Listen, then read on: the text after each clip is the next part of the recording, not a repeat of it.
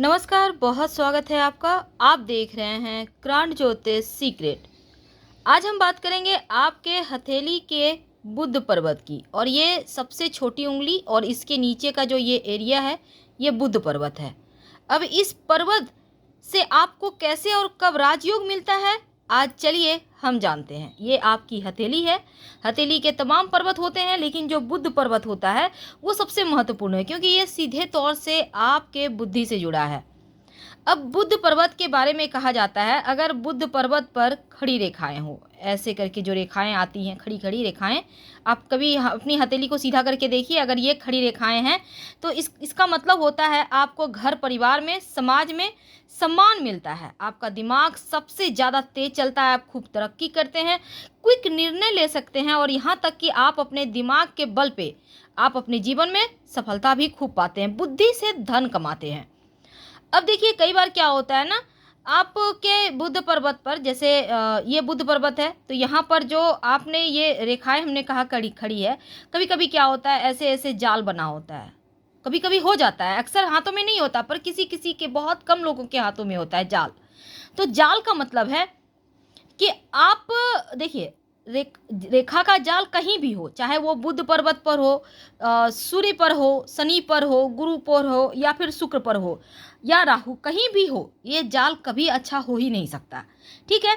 तो अब देखिए, जब आपके बुध पर्वत पर जाल हो, तो आप जब भी कोई निर्णय लेते हैं, बड़ा डिसीजन लेते हैं, ठीक है, तो वहाँ पर आपको दुविधा, परेशानी, बाधाएं, या आपका डिसीजन सही ना हो, ऐसी भी देखा गया है। तो यहाँ पर जाल होना अच्छा नहीं होता। अब आपके मान लेते हैं, अब हाथ में जाल है, आप क्या करें, इसके बारे में अंत में हम आपको महा उपाय बताएंगे। अब बुध पर्वत अगर आपका, बहुत लोगों का देखिएगा, ये वाला जो पर्वत है एरिया ना, एकदम से उठा हुआ होता है, एकदम उठा हुआ है ऐसे करके। ठीक है। तो अगर उभार लिया हुआ हो, अब बहुत ज़्यादा नहीं, लेकिन नॉर्मल तरीके से उठा हुआ है, आपका यहाँ पर दबा हुआ नहीं है, बल्कि एकदम से उठा हुआ है, तो इसका मतलब है, अगर बुध पर्वत आपका उठा हुआ हो, तो ऐसे लोग मानसिक स्तर, यानी कि दिमाग के बड़े विकसित होते हैं। इनके बोलने का तरीका लोगों को प्रभावित करता है, ये अच्छा बोलते हैं, और जब बोलते हैं तो लोग सिर्फ सुनते हैं। कहने का मतलब, अंधभक्ति लोग करते हैं अगर ये पर्वत आपका उठा हुआ हो तो। अब देखिए, अगर आपको लगता है कि आपका जो बुध पर्वत है, बाकी के जो पर्वत हैं, सूर्य है, शनि है, गुरु है, यहाँ शुक्र है, तो इनकी अपेक्षा आपका बुध पर्वत ज़्यादा उठा हुआ है। तो इसका मतलब क्या होता है, अगर आपको लगे कि बाकी सबसे अच्छा है ज़्यादा, इसका मतलब है आप बहुत अच्छे प्रबंधक हैं, आप बहुत कुशलता से तमाम निर्णय लेते हैं, लोगों को साथ लेकर चलते हैं, कमांडिंग अच्छा कर सकते हैं आप। अब लेकिन बहुत ज़्यादा बुध पर्वत अधिक उभरा हुआ हो, तो यानी ये जो बुध पर्वत है आपका बहुत उभरा हुआ है, बहुत ज़्यादा, तो ऐसे लोगों के चेहरे पर हमेशा मुस्कुराहट रहती है। आपने देखा होगा, बहुत सारे लोग मुस्कुराते रहते हैं, इसका मतलब उनका बुध बहुत ऊंचा है, बड़े बुद्धिमान होते हैं ऐसे लोग। और ऐसे लोग लंबे समय तक यंग दिखते हैं, यानी इनका बुढ़ापा जो है ना, देरी से आता है, यानी कि इन पे उम्र का असर देर से होती है, लंबे समय तक जवान रहते हैं, युवा रहते हैं। अब बुध भी तो राजकुमार ग्रह है ना, तो बिल्कुल उसी तरह। अब देखिए, बुध पर्वत आपको जीवन में लाभ देता है।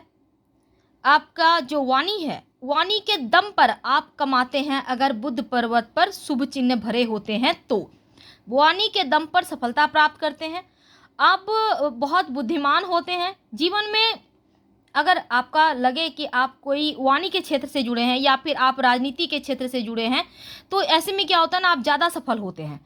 लेकिन अगर वही आपका बुध पर्वत दबा हुआ है, मान लेते ये एरिया एकदम से बैठा हुआ है, एकदम चिपका हुआ है, आपका उठा हुआ नहीं है बुध पर्वत, ठीक है, तो इसका मतलब होता है कि ऐसे लोग बुद्धि के काम में कभी सफल हो ही नहीं सकते। यहाँ जहाँ पर दिमाग लगाना है, जहाँ बुद्धि लगानी है, वहाँ सफल नहीं होंगे। इनके पास लाख करोड़ भी रहेगा तो भी वो बर्बाद हो जाएगा, अगर आपका बुध दबा है तो। ऐसे में आप अपने साथी को पैसों का कमांड दे दें, वरना ये तो आपके हाथों की रेखा है, वरना आप परेशान हो जाएंगे, लाइफ टाइम पैसा रहेगा ही नहीं। तो आपको ये समझना चाहिए। अब देखिए, अगर आपका बुध पर्वत जरूरत से ज़्यादा उठा हुआ है, कभी कभी क्या होता है, ये वाला पर्वत बहुत उठा होता है, ये जो बुध पर्वत है ना, बहुत उभार लिया हुआ होता है, एकदम एक्सेस ऊंचा, इसका मतलब है आप बहुत चालाक है। हालांकि बहुत शुभ इसको नहीं माना जाता, बहुत चालाक होना भी कभी कभी अच्छा परिणाम नहीं देता है, एक बात तो आपको पता है। तो बहुत अधिक उठा हुआ विषय नहीं है, लेकिन एक मीडियम होता है, वो तरीका ठीक है कि जैसे वो दबा हुआ ना रहे। लेकिन अब कई बार होता है एकदम से आपका बुध पर्वत एकदम से चपटा है, गड्ढा है, ठीक है, यहाँ पे चपटा है, ये गड्ढा है एकदम से, तब क्या होगा? तब ऐसे लोग अंधविश्वासी होते हैं, समाज में मान सम्मान नहीं मिलता, लाख प्रयास कर लें वो सफल हो ही नहीं सकते, लाख अच्छा कर लें भलाई, लेकिन लोग उनको सिर्फ इग्नोर करते हैं। लाख अच्छा कर लें लेकिन उनका कभी समाज में नाम हो ही नहीं सकता। यानी हमेशा कलंक चलता है इनके साथ, जिनका बुध पर्वत दबा हो, चिपटा हो, एकदम से प्लेन हो, अच्छा नहीं माना जाता। अब देखिए, बुध पर्वत अगर साफ सुंदर दिखता है, एकदम से साफ है, यहाँ पर कुछ नहीं है, एकदम से क्लीन, एक दो खड़ी रेखाएं हैं और यहाँ पर विवाह रेखा होता है, विवाह रेखा के बारे में भी हम अगला वीडियो लेकर आएंगे।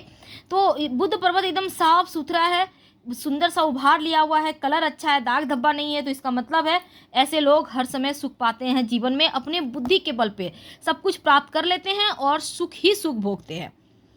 तो हमने जाना आज बुध पर्वत के बारे में। एक और बात, अब देखिए, हमने जैसे कहा कि जाल हो बुध पर्वत पे, तब क्या करें? सलाह लेकर, आप याद रखिए, सलाह लेकर यहाँ इस उंगली में, छोटी उंगली जो ये कनिष्ठा उंगली है ना, इस उंगली में आप एक पन्ना पहने, या फिर क्योंकि बहुत महंगा रत्न है तो आप कोई बात नहीं, आप चांदी का एक छल्ला पहन लें, इस छोटी उंगली में चांदी का छल्ला, जिस हथेली में हो उसी हथेली में चांदी का छल्ला आपको पहनना है। पतला सा पहनिए, ज़्यादा मोटा नहीं पहनना है, एकदम पतला तार सा छल्ला पहन लें। आप देखिएगा धीरे धीरे आपकी जो बुद्धि की समस्या थी, जो आपको परेशान कर रहा था, वो ठीक हो जाएगा। और रोज़ 5 बार ओम बूम बुधाय नमः नहाने के बाद जप कर लिया करें, चीज़ें आपकी आसान हो जाएगी। तो आज हमने बात की आपके हथेली के बुध पर्वत की। उम्मीद है आपको वीडियो पसंद आया होगा। प्लीज़ अगर पसंद आए तो लाइक करें, चैनल को सब्सक्राइब करें। आप चाहते हैं किसी और टॉपिक पर हम वीडियो बनाएं तो बेशक आप कमेंट में बोलें। धन्यवाद, हम फिर मिलेंगे।